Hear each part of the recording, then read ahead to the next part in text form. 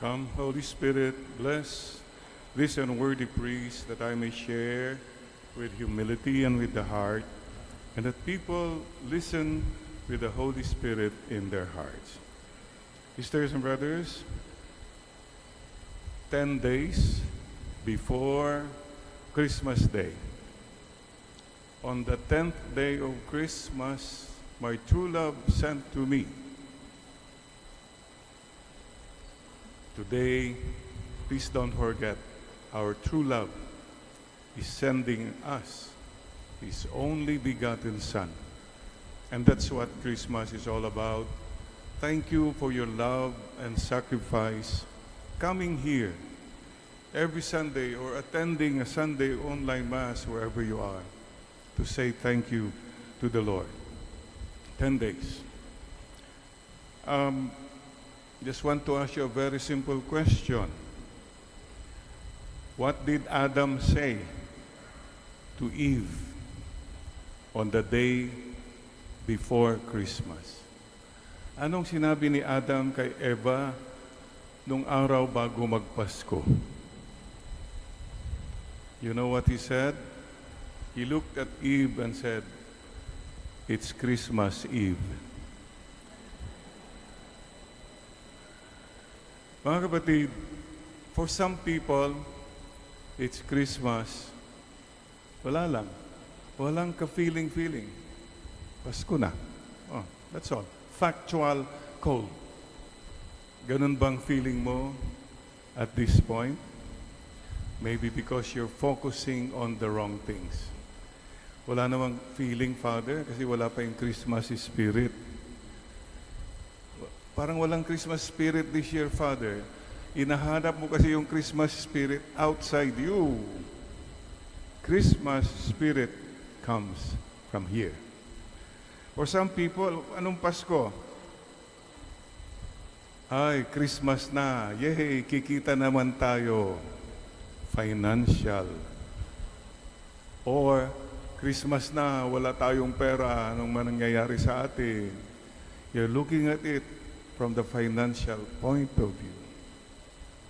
Or mga iba naman, ay, Christmas, Pasko na, sinta ko, emotional ka masyado, may nawala, o you're hurting.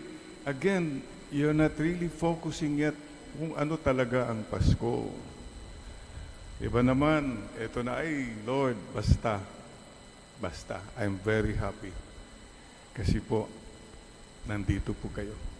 Walang dekorasyon masyado, walang budget. Basta I know, Lord, I'm so happy. You have found the real spirit of Christmas. Because, ang dami sa atin, we forget Christmas, it's a celebration. Christmas celebration. Happy birthday. It's a celebration of a birthday. Nakafocus ka sa selebrasyon, nakalimutan mo yung celebrant, Jesus. Pati si Santa Claus, yun na lang naging barkada mo, nakalimutan mo na naman yung talagang celebrant. Maybe ikaw, nakafocus ka sa dekorasyon, dinedekorasyonan mo lahat. Pero nakalimutan mo, mas importante sana yung conversion. I know of some people who decorate their homes, thousands. Para Christmas feeling, Father. Yeah, okay, but baka naman importante, conversion. That's what Christmas is all about. Noche Buena, stress ka na, galit ka na, ang dami kang preparasyon sa Noche Buena. Siguro mas maganda, magpakain ka sa iba. I know some families, they go to different places, magdala lang ng biscuit, fruits. Many people give, thank you very much. That's what Christmas is all about. And for some people, other Christmas vacation, staycation, punta kami kung saan-saan. Vacation kayo ng vacation, mag-conversation na lang kayong pamilya. You talk to each other. then Christmas happens. So sisters and brothers, I have 3 questions. Number 1 question, handa ka na ba? Tanungin mo yung katabi mo, handa ka na ba? Kumusta ang iyong dekorasyon? May gifts ka na ba? Check. Noche Buena, mayroon na rin? Check. So, externals, some more, some less, but that's not the most important thing. You know that. Bakit? Kung wala bang dekorasyon, gifts, gano'n, wala nang Pasko. Kung gano'n lang ang Pasko, di mayayaman lang magkakapasko. That's not true then. So the second question is this. Ganda. Ganda ka na ba? Tignan mo nga yung katabi mo, tanongin mo, ganda ka na ba? Yun. It's about the heart. Inner beauty. Ganda ka na ba? Gusto mong maging maganda? Puso mo, make a good confession. That's it. Lord, sorry po. I'm really sorry. Peace be with you. Please find the time. Ganda ka na. Ganda ka na ba? If you make reconciliation. Magkakapatid, magkakaibigan, hindi nag-uusap. Ang bigat po nun. Wala lang. Parang, somebody has to move. Ikaw na yun. Make the first move. Be humble. You'll be very happy. Gandang-ganda mo. Kag marunong kang magpakumbaba. Reaching out. Ikaw nang tumawag. How are you? Oh, I'm here. Kumusta? Magkita tayo.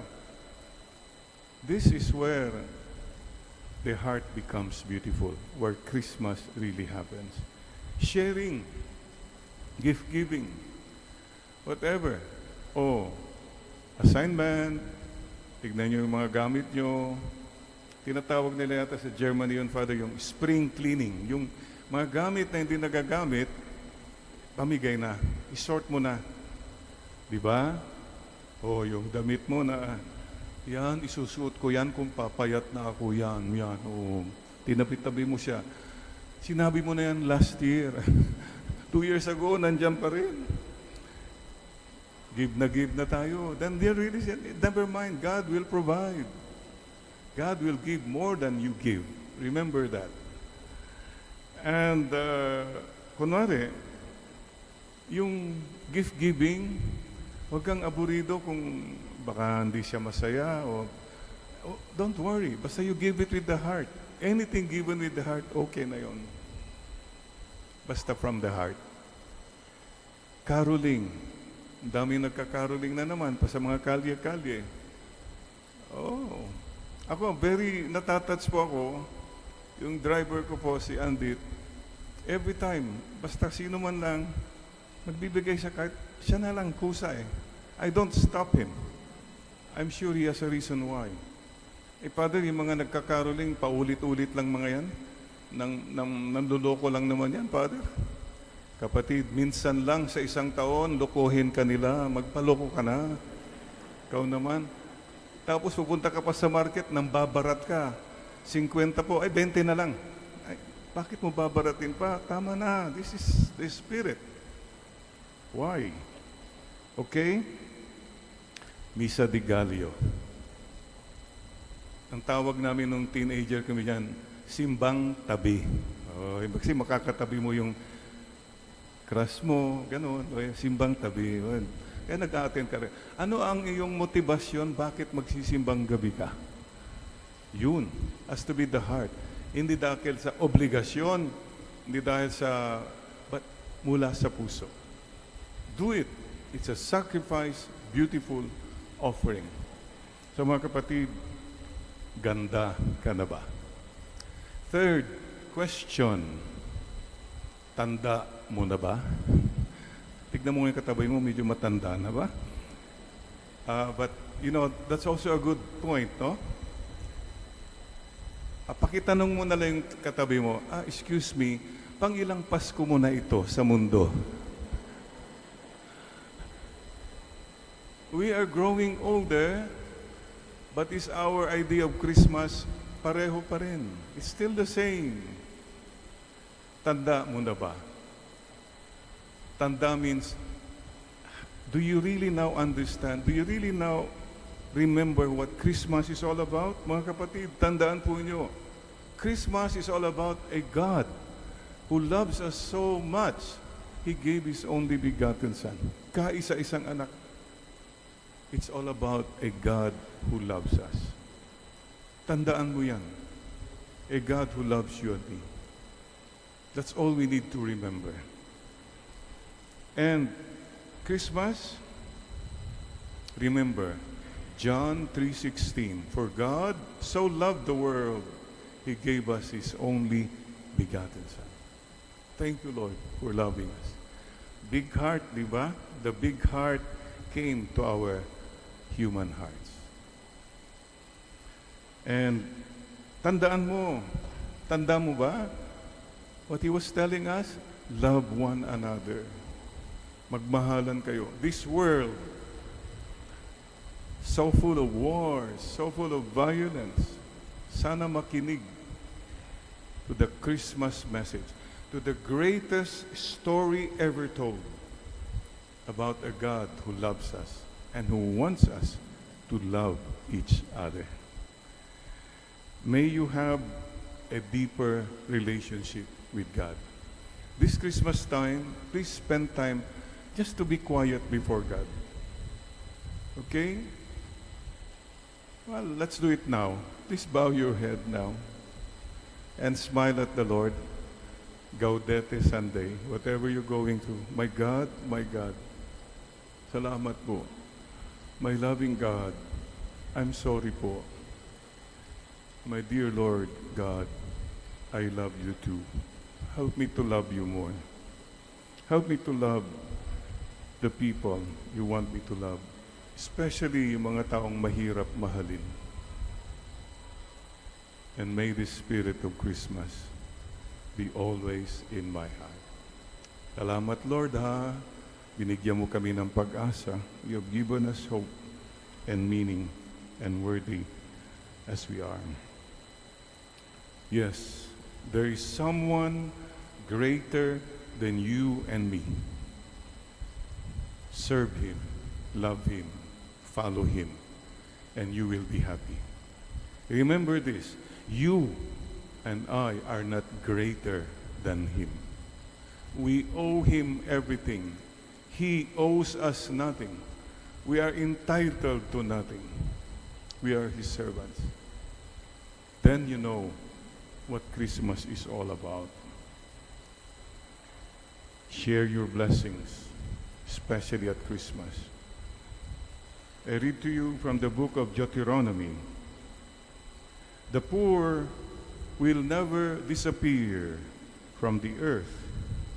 You must open your hand generously to your fellow Israelites, to the needy among you, and to the poor who live with you in your land.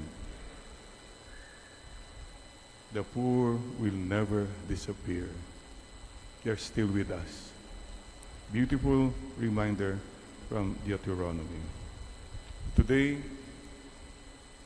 let's make a resolve to really come closer to God, to really live out the gospel values.